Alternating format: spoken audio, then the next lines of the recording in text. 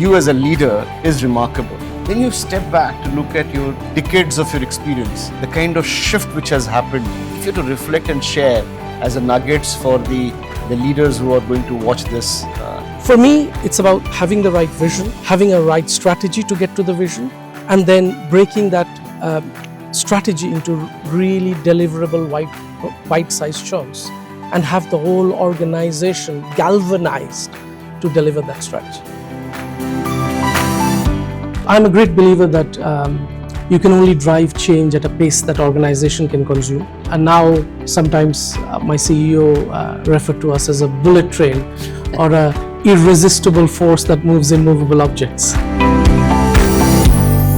Friends, warm welcome to Beyond Boundaries with RS. I'm really excited today to be here in Bangalore, bright and beautiful, and at a campus which is known for multiple reasons. Yes, this is Tesco GBS.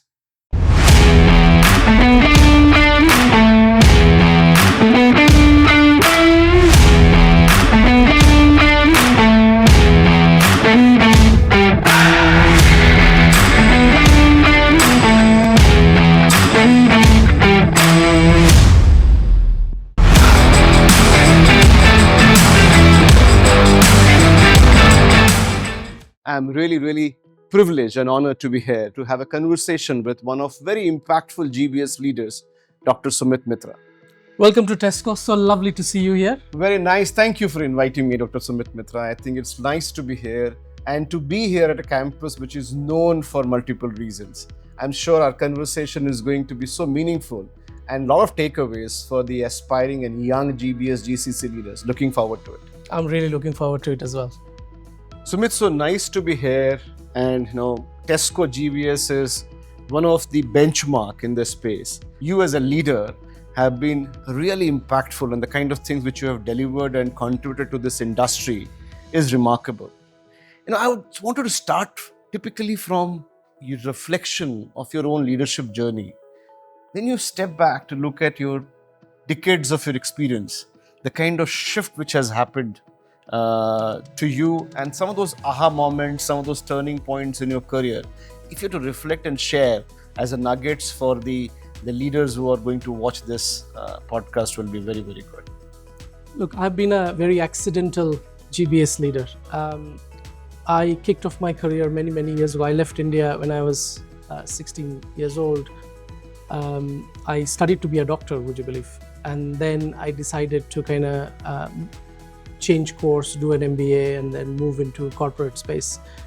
I started my career in BT, where I did a number of roles. It was very much engineered. I always thought through that if I want to be a CEO, I need to do various different roles. So I deliberately changed my career from sales to marketing to contract commercial to procurement. I even worked in HR, would you believe? So kept moving around, and then in around 2007-8, when the big IT boom happened, I led the joint venture between Tech Mahindra and BT in India. That gave me such an immense knowledge of what's happening in India and in the sort of shared services world, etc. And then, cut a long story short, then I ended up kind of building the global business services for BT across 9 countries. Supporting 140 countries, which was very exciting. If I look at in India, we grew from 20 people to 11,000 people in 4 years. So that was massive. We were hiring sort of 500 people a month. It was a massive growth journey, really enjoyed it. And then I got the offer from Tesco. Tesco was going through a bit of transition, if you remember the accounting scandal that happened in 2015. So I was brought in to kind of transform the business and build a global business services model that would really can be used as a vehicle for driving change in Tesco. And 8 years on, I've just completed 8 years at Tesco. So 8 years on, World's Best GBS a couple of times, and we've really set the benchmark in the GBS industry, which I feel particularly proud of. And the whole journey has been a journey of learning, making mistakes, and learning from it and just building a capability that serves the business. Super. First of all, congratulations to you for this 8 years of wonderful journey at Tesco. Just building a little further on the same point which you talked about, a medical professional, MBA, the Tech Mahindra and BT journey, and how you really grew to 11,000 people with the GBS setup of BT, and then Tesco happened in the last 8 years with Tesco. Few of the defining moments for you in the last 8 years, if you had to say in Tesco, by saying, oh, this is something which I really feel I would like to relive if I had to relive as a leader. I mean, look, probably my first 2 years was a bit slower than I would have liked. I was used to the pace of BT. I'm a great believer that you can only drive change at a pace that organization can consume. Otherwise, you disrupt it too much, which wasn't really the right thing to do for Tesco, especially when it was going through the change. So I took my time to really take a step back in terms of understanding what we do, what our process is, what our stakeholders. So perhaps on the hindsight, I could have done it a bit faster now that I know what I know, but hindsight is a wonderful thing. But at that time, I feel I did it at a pace that organization can consume. And now, sometimes my CEO referred to us as a bullet train or a irresistible force that moves immovable objects. That's a phenomenal analogy, right? Isn't it? I think it's also a compliment to the kind of team and the organization which you have created over the years. So a lot of compliments to you for that. Thank you. And we'd like to learn a little bit more about this bullet train in terms of what really the kind of innovations which you drive. I think one thing which I take also a lot of pride and to share with the audience here, SSF was really privileged to felicitate you as one of the achievers in this space a few years ago. So just building on that further. And thank you so much for that. No, absolutely. It's a real honor and a pleasure. No, that's absolutely our pleasure. Just building on that, I think the kind of campus which you have got, as I was talking about, I think when I walked in, so much green, the kind of facilities which you have inside, and I think you were one of the first ones, if I recall correctly, to go with a model of buying a land and building your GBS. Share a little bit more about this campus. I mean, look, when Tesco does things, they do it properly. In 2003, it was one of the early days of shared services, and GBS concept didn't even come to existence then. They bought this piece of land. It's a 15-acre land, and they wanted to do something from a shared services perspective. Now, if I fast forward today, a 15-acre campus where 100% of our electric supply is through solar power, where all our water within the campus is actually recycled to keep us green. There's 50,000 trees and plants in this campus. You know, we've been nominated as the greenest campus in Karnataka 10 years in a row. Wow. And then on top of that, all our food waste, and especially being a food retailer, all our food waste here in the campus gets converted into biogas. And it's a zero plastic environment, etc. So I feel incredibly connected and proud that what we are doing from a environment perspective, and we've created an environment for our colleagues to be successful. Very, very right. Very right. I think this is the sustainability, the way you have achieved is another benchmark, if I have to say. And I think that is where I wanted to build further in terms of looking at Tesco GBS is seen as, like we're talking about, world's best GBS and so on and so forth. You know, this must be a journey for you. If you just pick few nuggets of saying, these are the 4 or 5 mission areas which you had when you started this whole journey 8 years ago, by saying, oh, we need to be A, B, C, D. If you could just share some thoughts on that, it will be really helpful. Yeah. I mean, look, when I started off 8 years ago, I was very clear. The clear was, how do we create this capability to create sustainable competitive advantage for Tesco Group. It had to be a differentiator. It had to create that competitive advantage. We are a low margin business.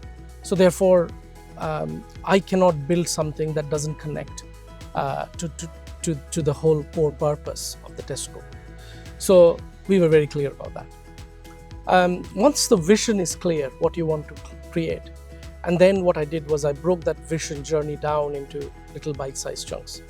So we created first as a 2-year strategy called Vision 2020, because it was 2 years from 2018 to 20. And it was all about building the framework, having the right process, building the right culture. If technology is the bullet train that needs to run, you need to have tracks for the bullet train to run. Doesn't matter how good your technology is. If the track is not right, your bullet train can't run. So the 2 tracks for me was, one was having the right culture. Is the culture of your colleagues who work with are future ready? Are they ready to accept the change? And the second one is, do you have the right processes? Because that's the fundamental for everything. And then we put together what we call a risk, compliance and governance team, a transformation team, because sometimes your GBS priority gets lost in the bigger tech priority of the business. So therefore, we build our own tech team that will help us with the digital transformation. So that was Vision 2020. And then we brought in what we call the Mission 23, which was 3 years, and then COVID hit us. Mission 23 was all about building that value generation mindset. How do we improve our margin? We said the only way you could measure a GBS in the current climate and in the current world, and from a Tesco perspective, was one, what incremental revenue that we generate for the Tesco Group, 2, what incremental margin we deliver, and what incremental cash we produce. And the rest was all taken care of by Vision 2020. We, instead of saying, my GBS organization is all green and the company is red, doesn't make sense. I call it watermelon syndrome. Yeah. So how do you make sure that you measure the whole end to end? So when we do payroll, we say it's not about the bit that we have done is accurate. It's about how many colleagues are impacted with their pay. When we do our FP&A, how accurate is our forecasting? That's important, right down to a 0.001 level. How do you drive that accuracy? How you make sure that you're running all these processes, you have the right controls in place so that the risk and compliance is managed. So that was the second journey. And the third was about, we called it Odyssey 26, which we are the final year of that. It was all about bringing data. I always say data is the oil, and every organization must know how to trap data, secure data, harness data, and then make data a real differentiator for you. So we built what we call the enterprise analytics team, and top 40 of India's top 40 under 40. 22% of top 40 under 40 actually works for us, and it was really important that we create a culture which was data-led and use AI as an enabling tool to drive insights and drive decisions for the business. And that's where we really started adding value. And we are kind of working on our next 3-4 year strategy, which we're building, which we will launch next year. So for me, it's about having the right vision, having a right strategy to get to the vision, and then breaking that strategy into really deliverable bite-sized chunks, and have the whole organization galvanized to deliver that strategy.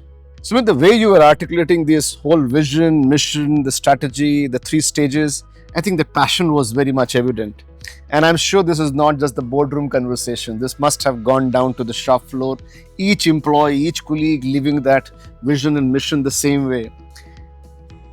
Well, you talked about this whole shift towards that value, and I was actually mesmerized, if I can use the word. In 2020, somebody as a GBS talking about top line, bottom line, cash as the KPIs to look at. Interestingly, even today, if I meet with so many GBS GCC leaders, majority of them, and I don't shy away from saying that, majority of them, they're still talking about like a cost center. Their value is still more about optimization, some FT optimization, etc. What shift you had to bring in to shift from that cost center mindset to this value center as a Tesco GBS, thinking of this top line, bottom line, and cash? Look, for me, what's really important is having a seat on the table. That's really key. So therefore, the way you get a seat on the table is you keep delivering on the milestones that you've committed to, and then stretch that envelope. So first of all, through Vision 2020, what I said was, it was important to prove to the board and to the executive committee that we do what it says on the tin. We will deliver the brilliant basics right, which is about delivering your KPIs. This is about transitioning the work, understanding the location strategy, understanding where and what you should do. Right. And then when you execute it, constantly, I always say, right first time, on time, every time, everywhere in the world. Nothing less is acceptable. If you do that, then what happens is you've earned a seat on the table. And when you earn a seat on the table, what do? Do you have sit there and have coffee? No, you influence. So you almost take on a role. You hear Gen Zs nowadays talking about being an influencer. So as a GBS leader, being an influencer is really important. So I had to promote the GBS brand in Tesco, talk about our credibility, build use cases, and say, look, this is what was before, this is what we've done, and then tie back to the vision that I had when I joined the business, to say, we want to be measured on value that we create rather than the KPIs that we drive. And then little piece at a time, we said, look, give us a target of improving margin by 100 million over the 3-year period. We'll do that. We'll smash it. Then that builds your credibility. And once the credibility is built and the business understands that you mean business, your team means business, why would the business not use this as a competitive advantage? No, I think the way you again made this point about seat at the table, again, everybody talks about it. It's not just about having a seat on the table. How you earn that? And a lot of people say, oh, I don't have a seat on the table. You don't have a seat, get yourself a deck chair. And then move on. Right, absolutely. And you need to earn that, as I rightly said. You need to earn that. And then after earning, you need to have something to commit. I think that is one of the reasons where, from SSF point of view, we actually have redefined this entire GCC. We don't call it like, Global Capability Center. We actually feel that this needs to have 4 C's into this entire GCC. Global, of course, that capability is important, but the capability is for whom? This is for the capability in the center or for the enterprise? Exactly. And the second C we are saying is about, you need to have the power of collaboration. You just can't say, I'll do it everything myself. You need to have the power of collaboration with the enterprise and in the ecosystem. And it shouldn't be about how many roles I bring into my center. Exactly. It's about what capability that you build, what skill. To me, it's no longer about headcount play, it's skill count. Absolutely. What skills are you building for the enterprise? Absolutely. And the third C we actually talk about is that the capability and collaboration finally resulting into some commitment. You need to make a commitment. Yes. By saying, this is like you said, 100 million, right? Somebody has to make a commitment and then really taking to the competitive edge. So I'm just pretty much saying, what we defined, you have really achieved it as a part of the journey. And that's why you are one of the best in the world. To achieve some of these strategies, like you talked about, you have really built that competitive edge. One important dimension is going to the grassroots, the feet on street, as I call it, right? The employees, they also believing into the same vision and the mission and so on and so forth. Given the kind of location you are in, Bangalore, where the people turnover is maximum, with talent war on, somebody's gains is others' loss, and so on and so forth. How do you manage and sustain that people part of it?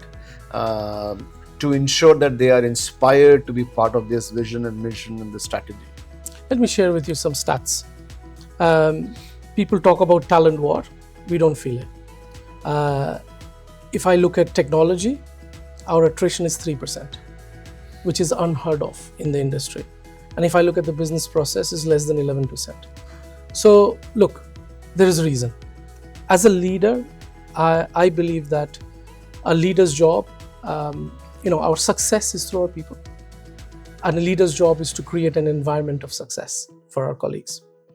And there is a lot of fallacy out there which says salary is everything, people will jump for 10% hike. I don't believe that. 20 odd percent of top 40 under 40 to work here, there's a reason. We can't match what Amazon and Google's, Apples of the world can do. But what we do is 2 or 3 things. One is the quality of work that we actually give our colleagues. They have a visibility of end to end. So they feel that I'm making a difference. They feel the value that I'm creating, how does it go into the P&L? They can really see it through. Second, one of the main reasons why a colleague would leave a business is because of the experience with the line manager. So therefore, we spend a lot of time, a lot of energy, a lot of money, a lot of effort to improving the line management capability. Because we are at a crossroad of multi-generation here in TBS, where we have 40% is Gen Zs and then millennials. And so it's really important for the managers to be inclusive, to be a challenging yet supportive leader who raises the bar, but also be inclusive and really understand and put themselves into other people's shoes when they're running. And the third one is around, it's not just about money, it's about having the right campus, taking care of their mental and physical well-being. We have so much sports going on here. We have a cricket nets, we have a football pitch, cricket pitch upstairs in the terrace, floodlights, volleyball, indoor tournaments, women's cricket Premier League. It's really important to get that going. Parental insurance, we support parents. We believe that parents are our partners, so we very closely work with the parents. We have creche which supports young working mothers.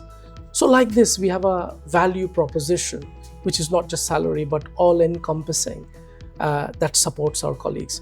We do invest a lot on their training and development. We tie up with different universities. And we don't do a ship dip. So what's really important is we have customized, tailored personal development plan for our colleagues to be successful.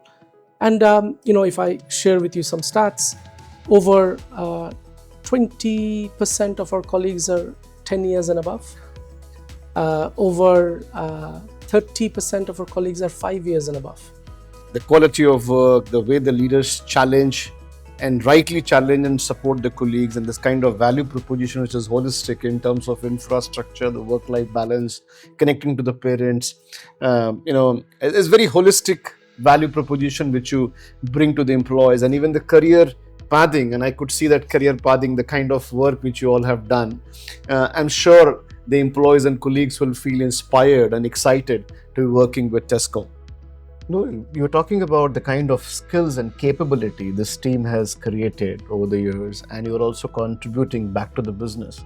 Share a little bit more about that. What kind of skills and capabilities which you're talking about? Yeah, I mean, let's start with the capability that we've built over the last sort of 8 odd years.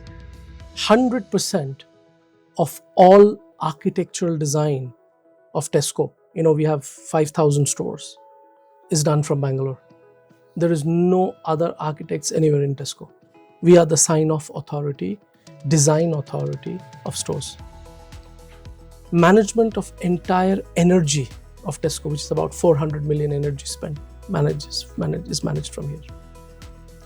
100% of all commercial income of Tesco Group is managed out of here. I mean, if you look around you, this is the fashion designing for our FNF brand, some of the design work. We've hired colleagues from fashion schools to come and work for us. I already talked about data science and analytics. In finance, 80% of entire finance work of Tesco Group is managed through Bangalore and Budapest. This includes your tax treasury, controls, FP&A, business partnering, R2R, C2C. We own the cash. End-to-end cash management for the group is managed out of here. All of customer contacts, whether it's voice, chat, emails to my CEO, social media, it's all managed through our centers around the world. 6.8 million customer contacts is handled by us. This is the capability. It is no longer about headcount, it's about the skill count. And very well again articulated, Sumit. Just building slightly on this and trying to get a sense from you is the varied skill which you're talking about. A skill which is like, a fashion, a skill which is like merchandising, and then there's a skill which is like, treasury, taxation, etc., etc. And then the skill like, voice and chat and, omni-channel support, and, they have different bend of mind when they come and become part of an organization like Tesco. How do you bring them all to believe this is one Tesco and one Tesco GBS? It's the culture that you create. Look, and the career path becomes, kind of the artery and vein of the business. So what we do is our colleagues can move. I am a great believer. We call it the victory model, which is about working horizontally. In GBS, you are sitting on such amount of data, whether it's in finance, in people, in pension, in tax, treasury. You're sitting on so much data. And it's a heinous crime if you're sitting on that data and don't do anything with it. So therefore, what becomes really important for our colleagues is to learn the end-to-end. How do they move from one function to another and build that multiple skill set? So that's our kind of the fluid layer, we call it, where people move through. And then there are specialists. So around 35 to 40% of our colleagues are absolute specialists. Specialists in designing, specialist in architecture, specialist in valuation, commercial and contract management. These people who've gone through universities, got degrees, and then learned the art in terms of how Tesco works. So that becomes aspirational for our colleagues. So the colleagues who move around the business gets then the opportunity to apply for those specialist role in the future. Very solid, very solid. I think the kind of things which you guys are doing here in terms of the innovation, the value delivery, the collaboration with the enterprise, in this whole era of this artificial intelligence, and too much is talked about this AI and the impact of AI, how well you are embracing the AI and the kind of value which you're experiencing through the AI. If you can share some nuggets from that. Sumit. Sure. AI is definitely not a new phenomenon. It's been there for many, many years. And what we have done is we've almost bucketized AI into sort of three different buckets. Bucket number one is there are things that human can do but shouldn't do. That's where machine learning come in. You build your machine learning modules, which learns the work that you do, and task-based, rule-based, repetitive gets done. Second bucket is the things that human brains just cannot comprehend. Too much data, too much complexity. How can you use AI to deliver those? And the third bucket is how can you use tools that will help you to do your job better. I call it the Iron Man suit, where you don't have a superpower, you're a human being, but you put this AI suit on and you can do miracles. And what we've done is under these three buckets, we've built a lot of use cases that we have built for the business. Let me give you a couple of examples of real use cases that we've built. We built something called a decision cockpit, which has all our financial and commercial information. Now, before, it used to be about 250, 300 different reports that would my team would do here, that would go into the commercial team or the finance team. That would come in at 11 o'clock in the morning. You will then have your morning prayer to kind of discuss. And you almost need a PhD and degree in statistics to really understand what the insights are and what actions do you need to drive. Today, it's on your phone. It's available at 7 a.m. in the morning. You can go and ask it any question you want. We call it, it's like our version of ChatGPT. So you go in, you plug in any questions, you want to compare any data, you want insights, it delivers. So what it means is by 8 o'clock, you know what decisions you need to take. So your data is only as good as if you take decisions. And then the decisions are taken, and then my operations team makes sure those decisions are seeing the light of day through our operations. So that's where AI, generative AI plays a really big part. Another thing that we have really built just after COVID was a very interesting piece of work. There was a lot of inflation. If you remember, UK was going through cost of living crisis. We almost had a P&L impact of 1.8, 1.9 billion on inflation cost. So what we logically thought was, what inflates must also deflate. So therefore, let's build a tool leveraging AI across billions and terabytes of data to what we call the should cost or cost intelligence model. We were able to break down a product like a bread. We said it's made of yeast, it's made of flour, it's made of water, it's made of human labor, electricity. So what should be the cost of bread? So we put that together, and then we realized that when our suppliers are asking for inflation cost, actually some bits are deflating. So we have a tool that helps us negotiate better. And that delivers X millions of pounds of renegotiations and support. Today, as we stand, we have a should cost model, which is across 20,000 products. It sits with our buyers, and our buyers can take intelligent decisions in terms of how to negotiate. And that's where the power of AI comes in. But for us, what's important is to have the right governance, to make sure that whatever you're building, it's ethical algorithm, human is in the loop. That's why the business context is really important, and making sure we follow the right data governance principles around anything that we build. This is the place where TBS comes alive. This is our intelligence hub, or the cockpits, which talks about how our business is performing, as in TBS, what's our SLA, how much cash margin revenue we've incrementally delivered, how are people feeling and doing. So it gives me a real cockpit balanced view of across all my hubs in terms of performance. No, this is again very exciting to see the kind of dashboards here. Now, I think the kind of journey which you had and the kind of the value which you have brought into the Tesco business solution is immense, and I think I'm sure all of us who are part of the GBS GCC space will be learning from some of these. I would like to take a dip to the last question, and Sumit, just to get to hear some nuggets from you for the young leaders in the GBS GCC space, how they can fast forward their career. Some nuggets will be helpful. So 3 or 4 things. One is be intentional about having a very clear strategy. Strategy is the art of creating a differentiation.